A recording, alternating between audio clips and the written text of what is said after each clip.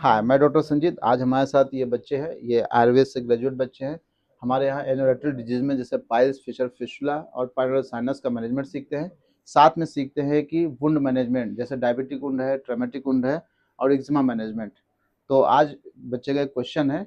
अभी आज हमने इनको एक एमआरआई दिखाई, एमआरआई रिपोर्ट में कुछ लिखा था। तो आज क्या क्वेश्चन था बेटा सर कई तुम्हारा? बार एमआरआई रिपोर्ट में हाई एनल फिस्टुला और लो एनल फिस्टुला का मतलब क्या होता अच्छा, इनका कहने का मतलब है कि एमआरआई रिपोर्ट में कई बार उसमें हाई एनल फिस्टुला लिखा होता है और कई बार है? लो लो एनल एनल फिस्टुला फिस्टुला होता है। तो इसका इसका क्या मतलब होता है, यही है यस क्वेश्चन? सर। ठीक है।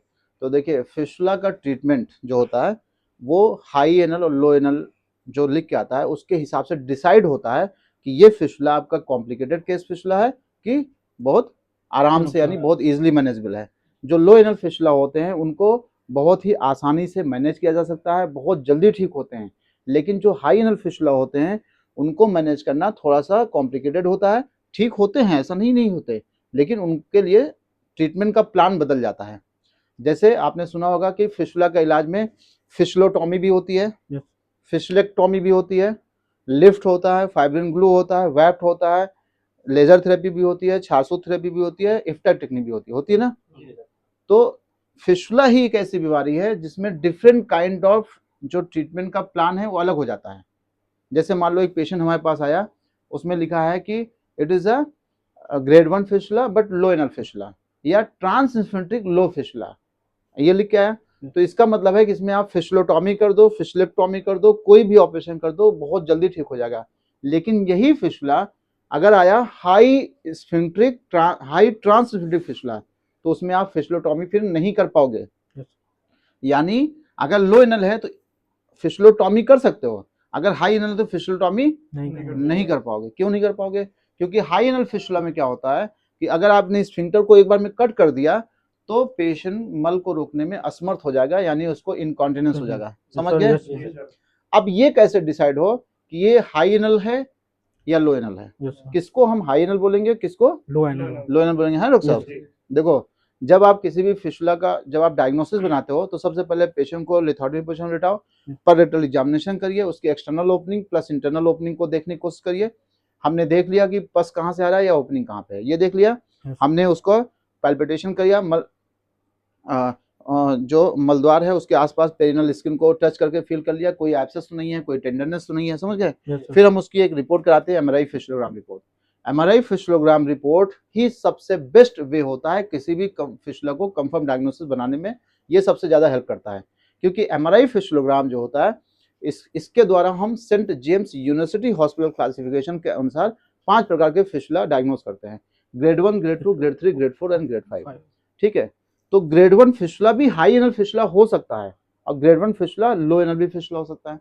तो एमआरआई रिपोर्ट में क्या लिख के आता है, जैसे हमारे पास ये एक मॉडल है, ये मॉडल देख रहे हो, ये इंटरनल स्फिंक्टर है, ये एक्सटर्नल स्फिंक्टर है। इंटरनल स्फिंक्टर क्या होती है? जो डेंटेड यहाँ पे इनोरेटर जंक्शन होता है वहां से लगभग 3 सेंटीमीटर तक नीचे आती है। कहाँ तक आती है? हिल्टन लाइन तक आती है। और जो एक्सटर्नल स्फिंक्टर होता है वो पूरी पेरिनल मतलब पूरे एनल कैनाल को कवर करती है।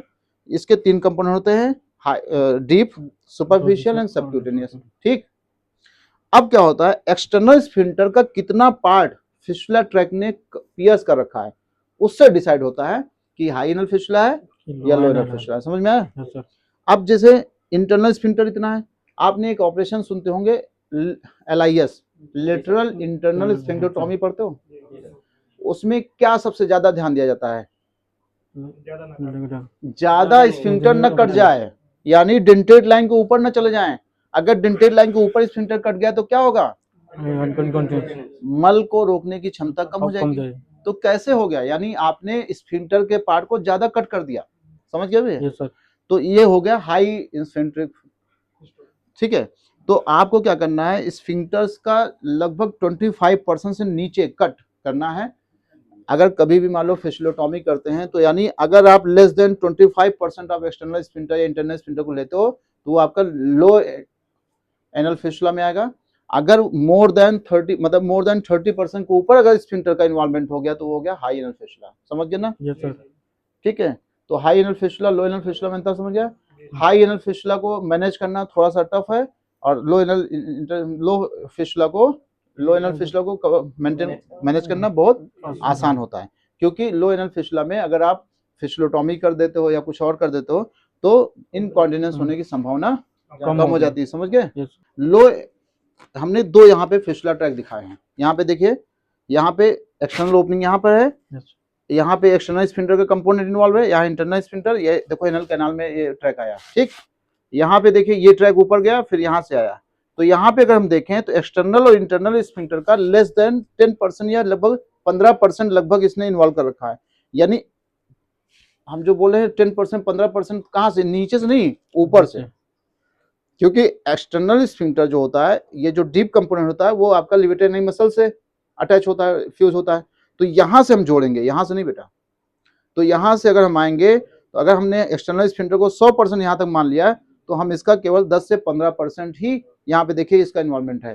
तो यानी अगर फिशुला ट्रैक बिल्कुल एनलवर्स के यानी पेरिनेल स्किन के बगल बगल से जा रहा है तो वो आपका लो एनल स्फिंक्टर में आएगा, और अगर आपका फिशुला ट्रैक डीप सीटेड चला गया है यानी बहुत अंदर चला गया और इसने एक्सटर्नल स्फिंक्टर या इंटरनल के मोर देन 30% से ज्यादा इन्वॉल्व कर लिया है तो वो क्या हो गया, हाई एनल। समझ में आया, इस पिक्चर से समझ आ रहा है। तो ये आपका लो स्फिंक्ट्रिक फिशुला है और ये हाई स्फिंक्ट्रिक फिशुला है, समझ आया। इस वाले में आप कोई भी ट्रीटमेंट करेंगे बहुत आसानी से मैनेज होगा, लेकिन हाई एनल फिशुला में आप जो है एक बार में कट नहीं कर सकते हैं, यानी यहाँ पे फिशुलोटॉमी या फिशुलोटॉमी परफॉर्म करना थोड़ा सा मतलब कॉम्प्लिकेटेड हो जाएगा, क्योंकि स्फिंक्टर का इन्वॉल्वमेंट अगर ज्यादा मतलब आपने स्फिंक्टर ज्यादा कट कर दिया तो इनकॉन्टिनेंस होने की संभावना बढ़ जाएगी। समझ में आया। तो स्फिंक्टर का इन्वॉल्वमेंट कितना है उससे हम डिसाइड करते हैं कि ये लो एनल फिशुला है या हाई एनल फिशुला। समझ में आया।